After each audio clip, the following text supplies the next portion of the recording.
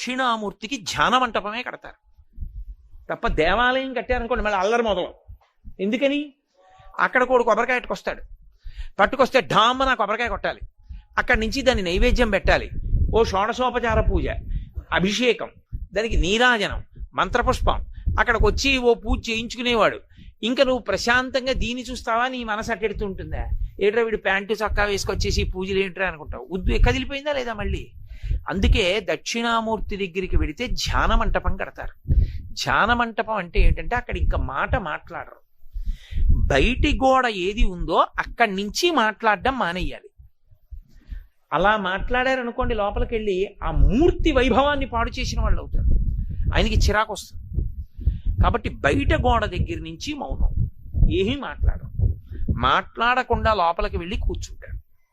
ఇప్పుడు మీరు మాట్లాడకుండా కూర్చుంటే సగం భావాలు తమంత తాము అడిగిపోతాయి. మాట్లాడలేదు కదా, గొడవకు అవకాశం లేదు, ఇక ప్రశాంతంగా ఉంటాడు.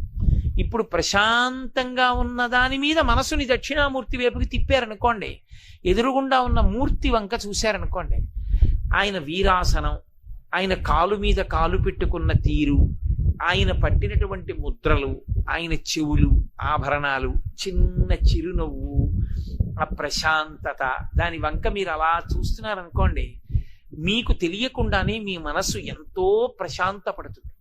అంత ప్రశాంత పడగానే మీ రక్తం యొక్క వేగం నియంత్రింపబడుతుంది, హృదయ స్పందనం నియంత్రింపబడుతుంది, ఎన్నో అనారోగ్యాలు తగ్గుతాయి. లోపల ప్రశాంతపడి పైకొచ్చారు కాబట్టి మంచి ఆలోచనలు వస్తాయి.